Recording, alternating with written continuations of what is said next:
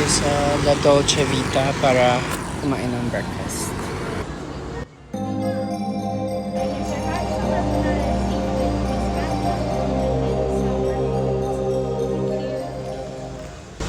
Hindi siya advisable for solo travelers kasi parang for sharing lang yung pizza nila, wala silang small order, tapos medyo pricey siya, but I'm already here, might as well. Dito na yung pizza.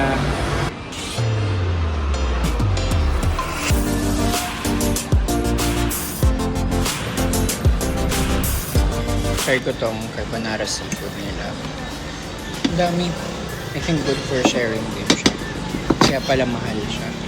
It's around 500 pesos. Tapos yung pizza, 350 yata.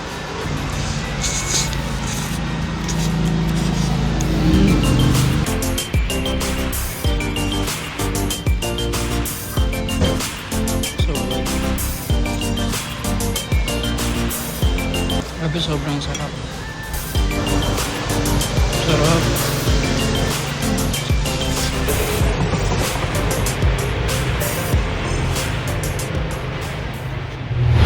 Ito po yung best seller niya. Bestseller ng Sir Dorian Coffee tsaka mango cheese.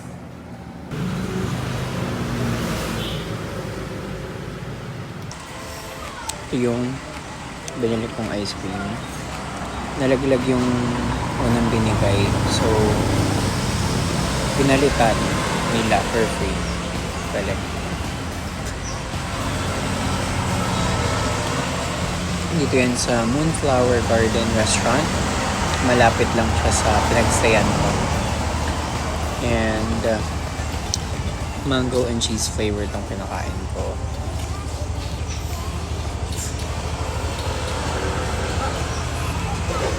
Lasang-lasa yung mango. Grabe.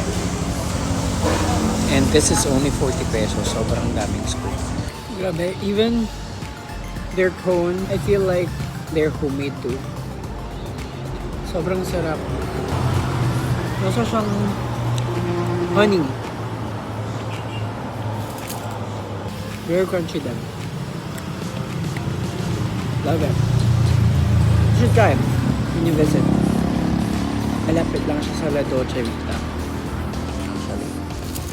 Ito yung pangalan ng ice cream place na sinasabi ko. Restaurant and souvenir shop siya. Malapit lang sa airport.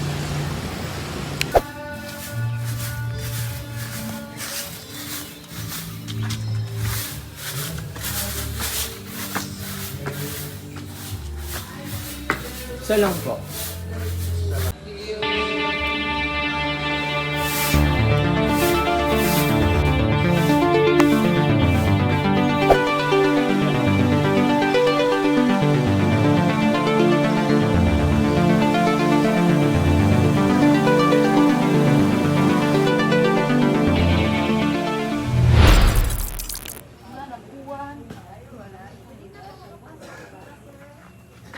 Lain na dito kung kataranta ka na dahil limanin na. I had to cut my stay short doon sa Ardent Hot Springs kasi hindi naman siya hot. It did seem like I was just in another swimming pool. So, ang inisip ko na lang ay what if ngayon ako pumunta dito sa The Ruins tsaka Sunken Cemetery para makapagpahinga pa ako tomorrow. Anyway, ito yung Sunken Cemetery. Ito yung The Ruins of Old Church of... Nakalimutan ko na. Ang ganda dito. Ito.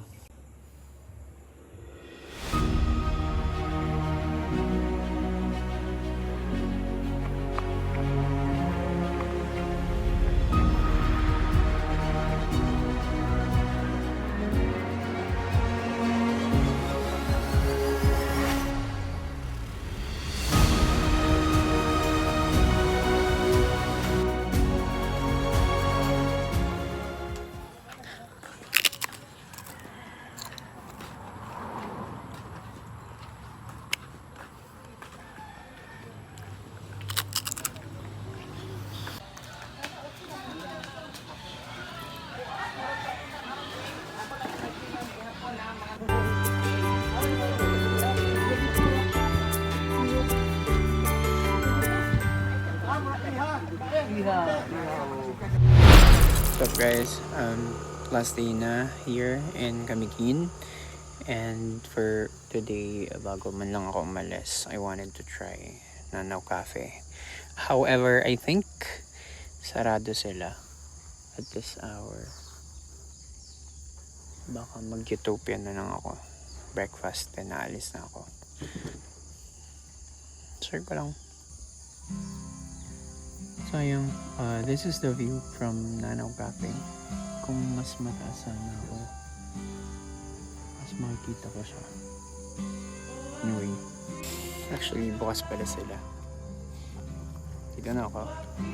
And, pasok tayo. Is what we had gone. Can I hate what I love? Can I?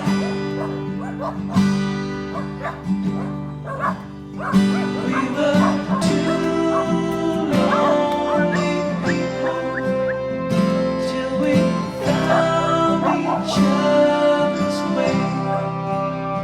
Then tornadoes they came, turned our future to rain. No matter. Morning po. Bukas na po kayo? 9:30 Ay, sarado pa kayo? pa nagpunta yung mga staff namin. Pero magka-serve ako ng chocolate.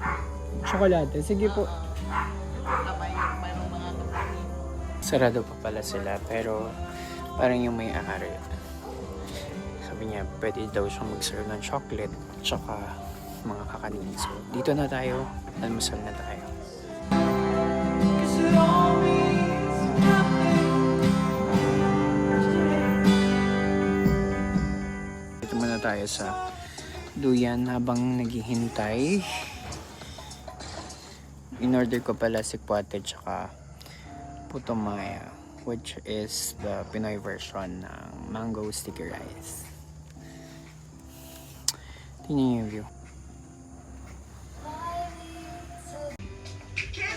Ang dami pala.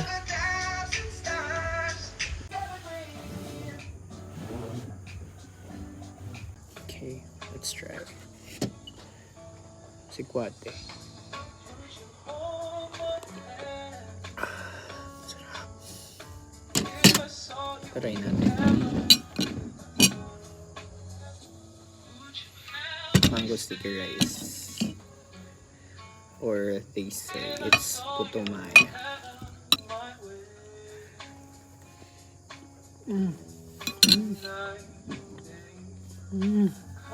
bango. Sarap. The best. Dahil nagpunta ako dito. Parang may luya yung lasa niya, pero hindi siya off. Sarap. Totoo. Try nyo dito pag nag-visit kayo ng Camiguin. Yun na ako guys. Thank you. Bye-bye. Sa airport. Pagod ako nak. Tapusin ko na to dito. Nakauwi naman. Bye.